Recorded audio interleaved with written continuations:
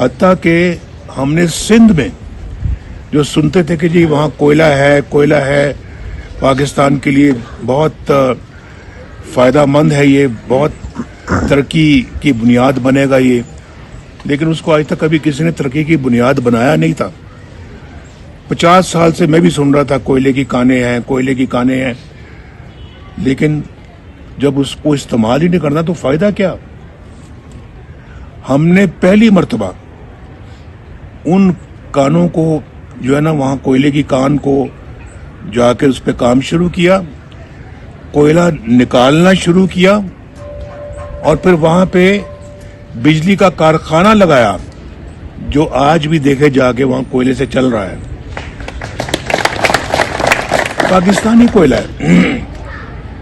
یہ کوئلہ کہیں اور سے نہیں منگوایا جاتا، اس کے لیے ڈالر خرچ نہیں ہوتے، یہ پاکستانی کوئلہ ہے، تو اس کو جتنا مرضی استعمال کر کے تو اس میں آپ ہزاروں میگا واٹ بجلی جو ہے وہ بنا سکتے ہیں، شاید لاکھوں بھی بنا سکتے ہیں۔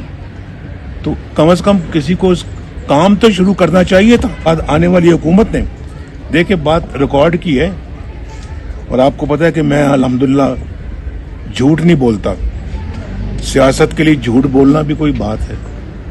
کیا کھٹیں گے آپ سیاست کے لیے جھوٹ بولیں گے؟ یہاں تو آپ شاید آپ کو حکومت مل جائے، ادھر جا کے کیا ملے گا آپ کو؟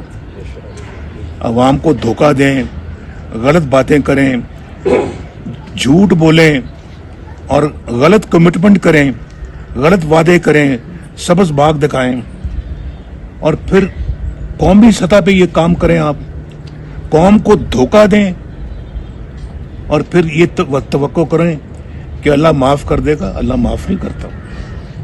اللہ کیسے معاف کر دے گا بھائی؟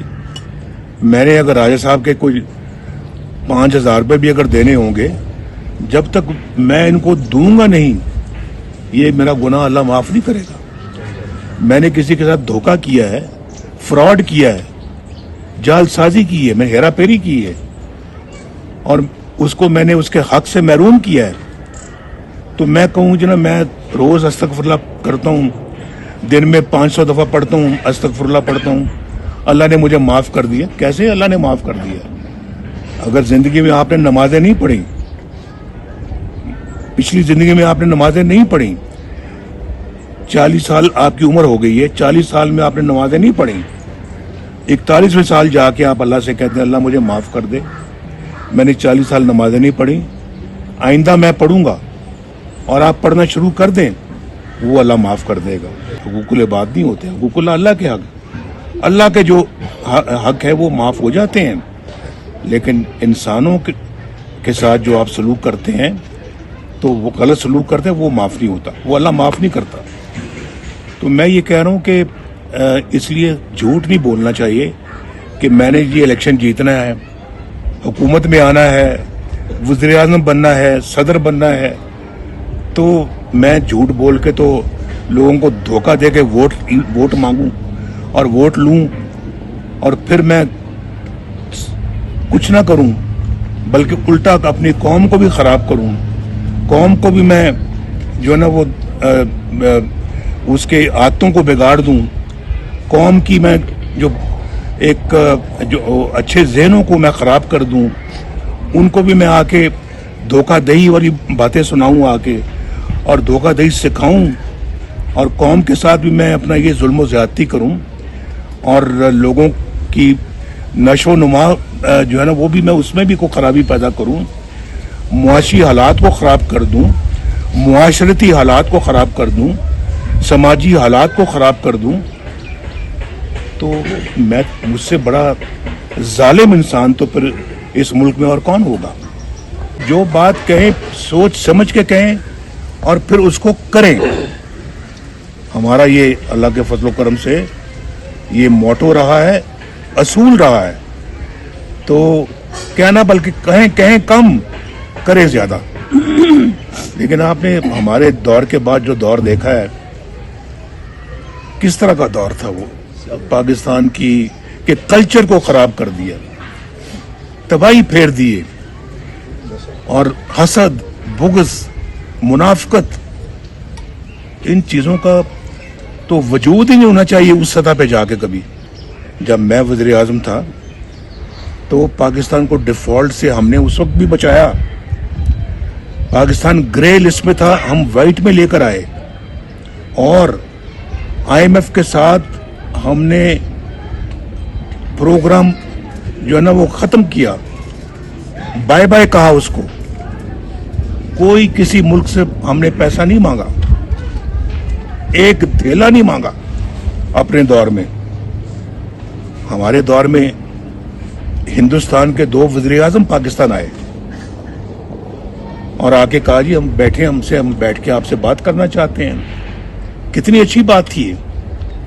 और अमेरिका के सदर जो है ना वो मुझसे बात कर रहे हैं कि नवाज शरीफ साहब आप $5 अरब ले लें, धमाके ना करें।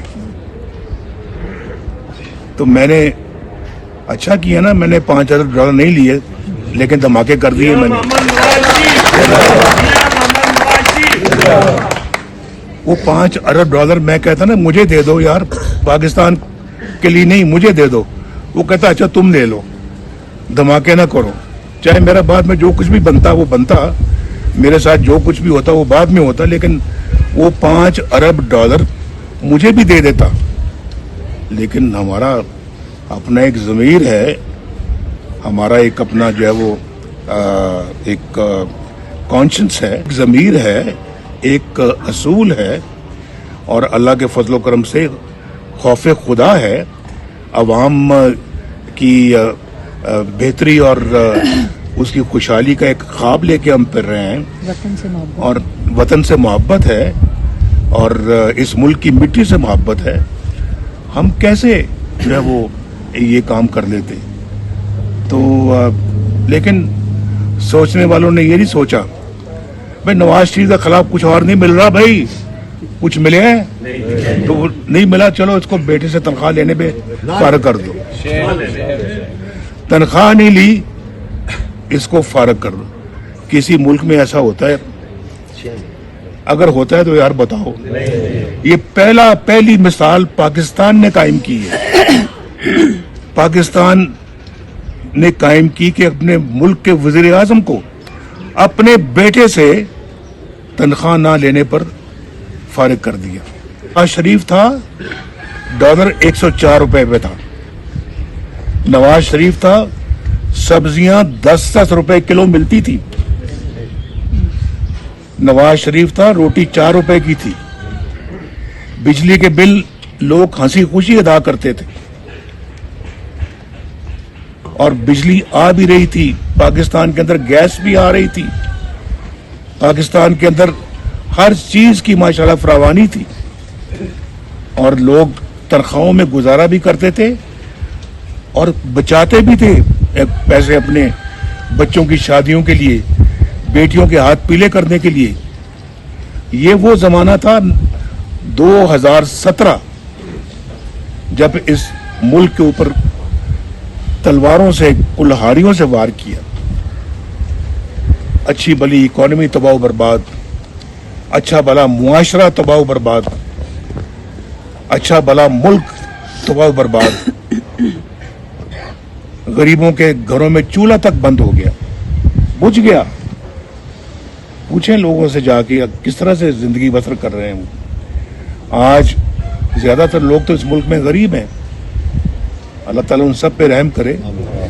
लेकिन एक आज 20-25 हजार रुपया कमाने वाला शख्स जिसके 2-3 बच्चे भी हों और घर में और भी बड़े हों, बुजुर्ग, को गुजारा कर सकता है? यार बताओ मुझे, नहीं बताएं कितने 25 हजार रुपए से कितने दिन गुजारा कर सकता है? कितने दिन चलता है ये? 1 हफ्ता? ठीक कह रहे हैं आप, ठीक कह रहे हैं। बाकी 3 हफ्ते क्या करता है वो आदमी? सोचें कि किसने इस मुल्क को इस हाल तक पहुंचाया है? किसने? ये सोचने वाली बातें हैं, बहुत सोचने वाली बातें हैं। किसने पहुंचाया है? बड़ा जुल्म किया है इन लोगों ने पाकिस्तान के साथ, बहुत भारी जुल्म किया है। और किस्से कहानियां तो आप सुन रहे हैं उनके बारे में, अब भी सुन रहे हैं आप। یہ کردار تھا ان لوگوں کا, یہ کردار تھا. یعنی منہ میں رام رام, بغل میں چھری اور منہ میں رام رام. مجھے اور اس کو, مریم کو جیل میں رکھنا تھا, الیکشن اس کو جتوانا تھا, اس کے بعد الیکشنوں میں دھاندلی کرنی تھی اور اس کو پاور میں لانا تھا. یہ تھا منصوبہ, لبے لباب یہ تھا. مجھے نکالنے کا مقصد یہ تھا. بیٹے سے تنخواہ نہ لینے کا نکالنے کا سبب یہ تھا. یہ اگر وہی مومنٹم, وہی سپیڈ, وہی اپنا جو ہے وہ ہمارا ترقی کرنے کا جو پروگرام تھا, جو ترقی ملک میں لانے کا پروگرام تھا, اگر وہ آج تک چل رہا ہوتا